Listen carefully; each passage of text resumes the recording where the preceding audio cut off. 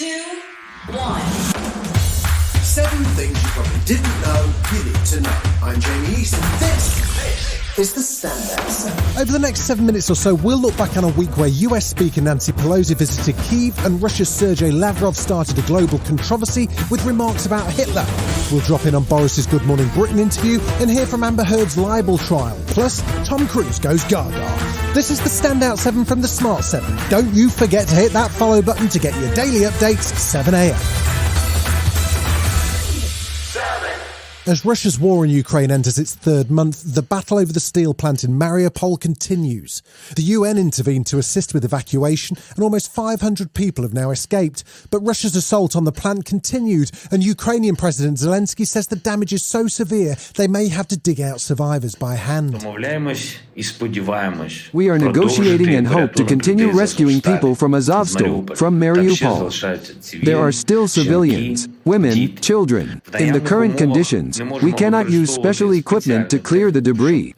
Everything is done manually, but we believe that everything will work out. Over the weekend, Speaker of the US Congress Nancy Pelosi visited Kyiv and met for 4 hours with President Zelensky. They discussed additional military aid and a plan to help rebuild Ukraine. She says America continues to stand with the people of Ukraine. We are on a frontier of freedom, and that your fight is a fight for everyone. And so our commitment is to be there for you until the fight is done. Tuesday saw UK Prime Minister Boris Johnson make history as the first leader to address the Ukrainian Parliament, appearing over Zoom with a message of praise and encouragement for the troops battling the Russian invasion. And though your soldiers were always outnumbered, they fought with the courage and the energy of lions. You have exploded the myth of Putin's invincibility. This is Ukraine's finest hour. He also promised an additional £300 million worth of military aid, including electronic warfare gear and night vision devices.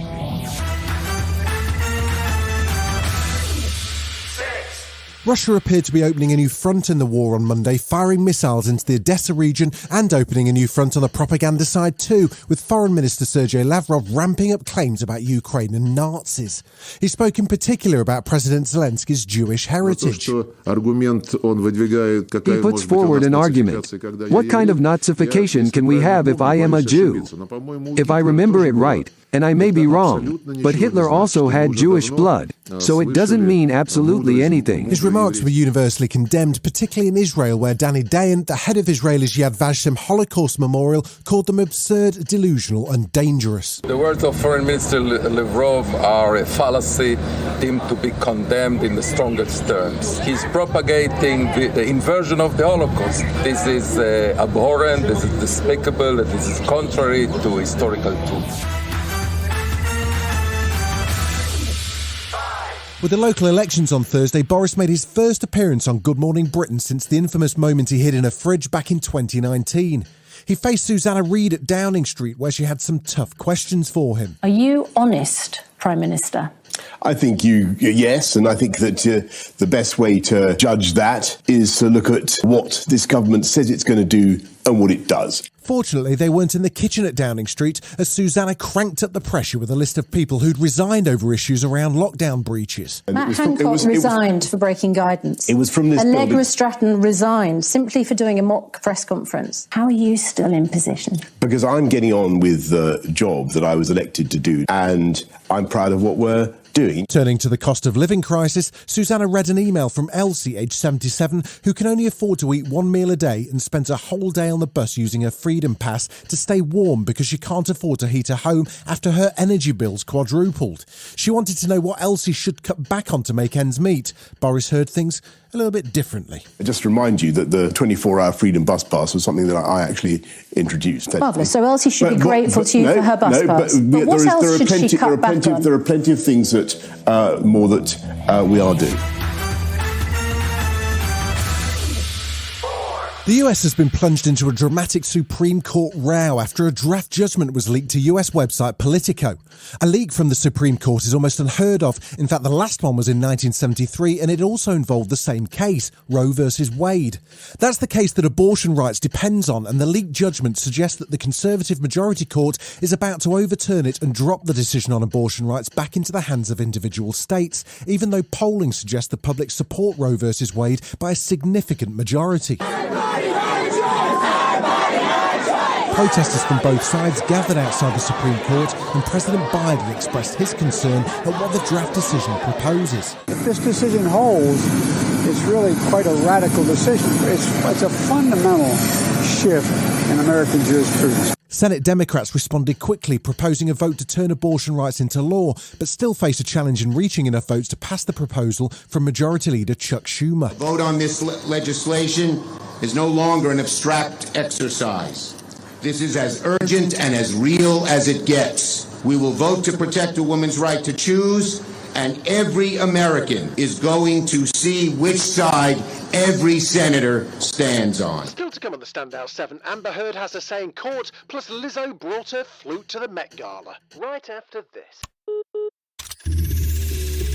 Welcome back.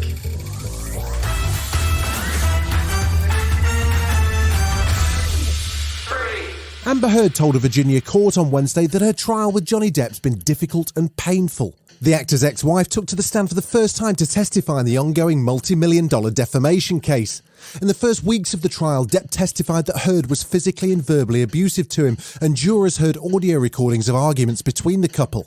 But now she's having her say, and she described what she says was the first time that he hit her. I asked him about the tattoo he has on his arm. And to me, it just looked like black marks. And I said, what does it say? And he said it says, wino. I just laughed because I thought he was joking and slapped me across the face. And I laughed. I didn't know what else to do. I thought, this must be a joke. The Met Gala took place on Monday. It's one of the biggest fashion nights of the year and a fundraising event for the Metropolitan Museum of Art in New York City. This year, the invitation asked attendees to channel the Gilded Age of fashion. That's from 1870 to 1890, apparently, with white tie and gilded glamour the only other guidelines you get. There was a huge crowd of celebrity types in their finest outfits, with Kim Kardashian doing a Marilyn Monroe impression in the famous Happy Birthday Mr. President dress, along with Hillary Clinton, Cardi B and Shawn Mendes. But the winner of the evening had to be Lizzo. I'm a bad bitch, so I just do what bad bitches do. This coat took 22,000 hours to make. This flute is a rare $55,000 flute, and I'm in Tom Brown. It's hugging my curves just right, and I look amazing. And she even paused to play her $55,000 flute.